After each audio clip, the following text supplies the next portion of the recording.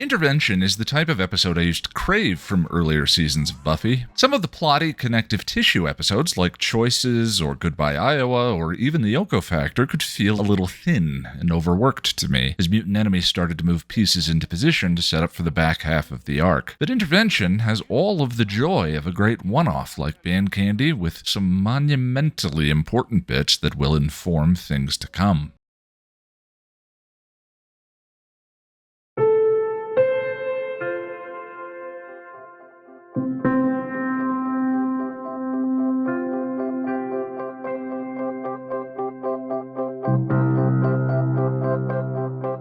Giles is helping Dawn and Buffy clean up after dinner, and for the 769th time makes me wish he was my dad. All I can say is that it will get better.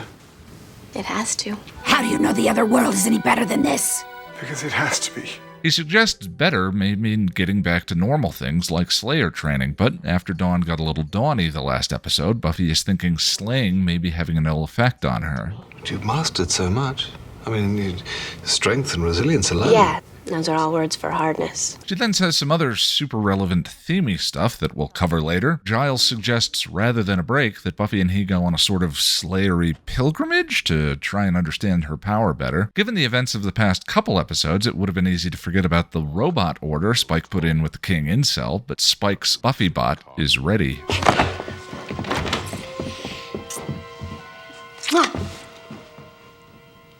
She'll do. Gloria is upset that Ben is getting more and more body time, but capitalizes on the information her minion found in the previous episode about the key being an innocent. In the desert, Giles' embarrassment over the sacred ritual he has to perform for Buffy's vision quest is, well, glorious. And that's what it's all about. As is Buffy's jacket in this sequence. Out on her own in the desert, another bit of restless foreshadowing comes to pass. I know this place. As Buffy finds an escort who takes her to meet the one who can answer her questions, the First Slayer. The First Slayer allays Buffy's fears that being a Slayer is making her nothing more than a killer. Death is your gift. Or rather does the opposite. At Casa de Anya, as the gang discusses the evening, covering for Pilgrimage Buffy, we see Dawn swipe some things that were sitting out in the open. But as out of the blue as this may seem, there is precedent. Credit to my friend Mark Field and his book Buffy the Vampire Slayer, Myth, Metaphor, and Morality for the catch. You're not from Bullock's, are you? Because I meant to pay for that lipstick. Elsewhere, Spike and the Buffy bot are, getting to know each other?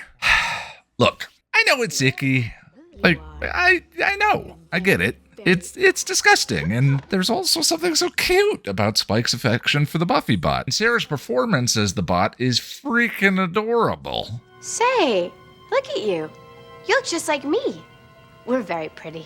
Things are complex, and rarely ever just one thing or another. Making a sex toy in someone's likeness without their consent is gross and violating. And Espenson wrote this. It's written to be cute. Also, I don't think I'd ever noticed before this rewatch that Spike is, a very generous bot owner. I like that this dynamic also works as a plain example of what we've meant when we say adult selfish version of love from the selfish. It's not to say that love is ever inherently a bad thing. Spike's affection for the bot is cute and endearing. But in this context, we can see his love is clearly all about him. Still, I do enjoy the way Jane lets the dry reality of what's happening seep through just for a moment, and the way it's sobering for both Spike and us. You're mine, Buffy.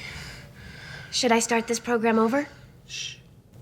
No programs, don't use that word. Spike passes out, not realizing that, I guess for the sake of realism, Warren included a subroutine in the bot's programming. Time to slay. Some of Glory's minions notice the Buffy bot protecting Spike. Xander and Anya notice, the same? Xander goes to have a word with Spike, who then gets grabbed by the minions. Glory realizes Spike must know something he isn't letting on and tortures him relentlessly. With Spike gone, the Buffy bot goes to Willow to find him. The remaining Scoobs decide to have an intervention, and just as they do, the real Buffy comes home. Spike is strong and mysterious and sort of compact but well-muscled. I am not having sex with Spike, but I'm starting to think that you might be. The Buffy bot situation is revealed with a nice reference to the replacement. Hey, I know this. They're both Buffy. This is a big nod to the season's use of halves and twins that I love. Spike makes Glory angry enough to kick him free. The team shows up just in the nick of time. The Buffy bot is injured or damaged. The Scoobs debate what to do next, and the episode ends with them reactivating the Buffy bot and sending it back to Spike, which we'll talk about in a moment. Man, I do love me an Espenson. I'm not a monster. Yes, you are a monster. Vampires are monsters. They make monster movies about them. Intervention is a pure joy looking over the precipice to the greased slide that is the season's back half, ending with my favorite episode of the entire show. With the exception maybe of one well-intentioned but very silly horseback fight sequence, things only accelerate from here. That intervention feels authentically light and entertaining given just two previous we were deep in the throes of shock and trauma is pretty remarkable. I'm okay. No, some minutes are harder than others. And it's really neither here nor there, but I'd have to say this may be in the top 5 horniest Buffy episodes ever. I love the Buffy Bot stuff and how Spike and the Bot's romance plays like a bad fan fiction. I want to hurt you, but I can't resist the sinister attraction of your cold and muscular body. I love the on-screen OS prompts we get to see. My favorite is not only the one saying that Anya likes money, but also how the bot's superficial question actually does delight her. How is your money? Fine. Thank you for asking. This is the second Sexbot episode. The first was I Was Made to Love You. Again, I don't think that the episodes are anti-Sexbot, per se, so much as they are anti-making your sex toys feel pain when you're not around, or anti-making them look like people you know without their consent. Elegantly stitched into this romp is Buffy's exploration of some important questions for the season. And as much as I love that exploration, I'm on the fence with some of her takes on this season's events. I think with the opening of this episode, we can see what was intended with regards to the previous. I was never there for Riley. I was terrible to Dawn. Even if, as I said, I don't think that the execution of the previous episode really demonstrates any of the things Buffy says. Riley left because I was shut down. No! Riley left because he had no identity other than his relationship with... You know what? Never mind. I don't want to dip too deep back into my frustrations with Into the Woods in the last episode, but I can't avoid it completely since they're relevant to this one. As much as Buffy bore some responsibility for the trajectory of Ruffy before Into the Woods, both of these sentiments feel like gross oversimplifications to me. Yes, there was a conversation they needed to have, but she was there for Riley plenty of times, saving his Tookus from both the Initiative and Adam, along with keeping him from making a suicidal mistake, etc., etc. They even had some intimate conversations about his life and what was next.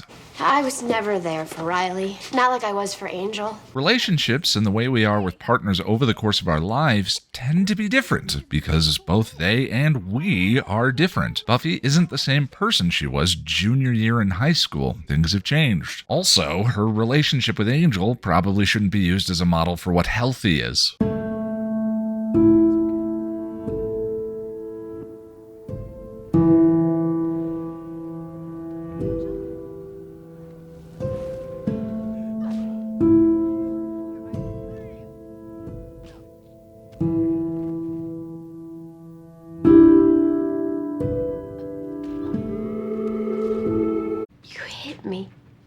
Not to go all schoolyard on you, but you hit me first. Whatever my complaints about Forever's framing, structurally, Buffy now needing to simply put on a brave face and step into Joyce's adult shoes looks to Dawn like Buffy simply shutting down her grief and her Dawn-like vulnerability. So whether I agree that that constitutes terrible to Dawn, it's enough to understand that Buffy feels like it does, which leads us to Buffy's Fear. I'm just starting to feel uneasy about stuff. Stuff? Training, slaying. But I'm not sure I like what it's doing to me. This season's use of couples, pairs, and twins has been to explore the dichotomy between Buffy's power and her humanity, along with her fear that delving too deeply into one might mean the loss of the other. You're afraid that being the Slayer means losing your humanity. Not only that, but that some aspect of Slayerdom, and by extension of the show's metaphor, adulthood, is evil and isolating, or, at the very least, purely destructive. In Restless, we saw that Buffy's subconscious was already seeded with that fear. Adam compared himself to Buffy, and Riley said goodbye to her in a particularly telling way. Okay, killer. Guess you're on your own. But that fear was openly validated to begin this season by Dracula. I'm the good guy, remember? Perhaps, but your power is rooted in darkness. As we've covered with Pairs, Toph created childlike Xander and responsible adult Xander, and then there's Glory and Ben. Like Buffy in this episode, Glory is afraid that her other half, in Glory's case, the squishy, killable Ben, is taking over. He's getting stronger. I'm losing him. I'm losing control of him. Buffy's dilemma leads to the pilgrimage, and I'm going to save most of her talk with the first Slayer for a later video. But I have to admit that when thinking back on this episode, You are full of love. Love is pain, and the Slayer forges strength from pain. I tend to forget a lot of the other things the first Slayer says around the fire. Fitting, given, as we'll learn, so does Buffy. Spike and Buffy's story intersects through the Buffy bot. The Scoobs can't tell Buffy from the Spike-crazed bot, which, I can't hold it against them. There's a precedent here with something blue. Spike and I are getting married. How? What? How?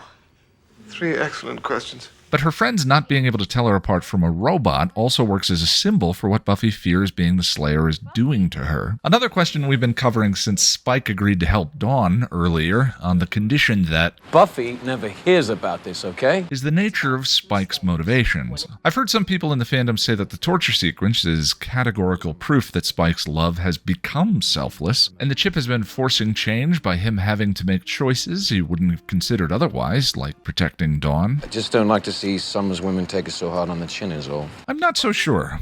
Interpreting Spike's behavior in this area is complicated, but that's partly why it's wonderful.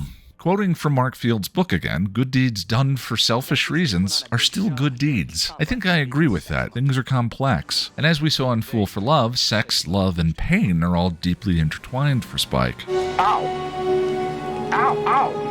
He's in love with Buffy. Love is suffering. Had the key been Riley, for instance, or Principal Snyder, would Spike have altruistically kept quiet? But even if he had, Spike has always shown himself to be willing to fight against other demons with grandiose apocalypse plans. The truth is, I like this world. And none of that takes into consideration whether once Glory had what she wanted, would she have even let him go? Spike knew Xander was with him when he got taken. The longer he could prolong things, the greater the chance he had of getting away. But all of those considerations go out the window for me when we get to what is undoubtedly one of my favorite scenes in the entire series, as Buffy goes undercover to try and figure out what Spike may have told Glory. Despite everything that's happened, Buffy kisses him. It is the first moment of genuine care she's ever shown for him. His moment of realization and the look she gives him after are just so genuinely intimate and vulnerable. It's just so good. Culminating moments like this, deeply enriched by 5 seasons watching these characters grow and change, are what I think of when I think of Buffy. This is the show I love. What you did for me and Dawn, that was real. I won't forget it. Okay, yeah, you've been with a vampire before, but Angel had a soul. Angel's lame. His hair goes straight up and he's bloody stupid. Okay. This is because of going through the portal, right? No, it always looks like that. Angel,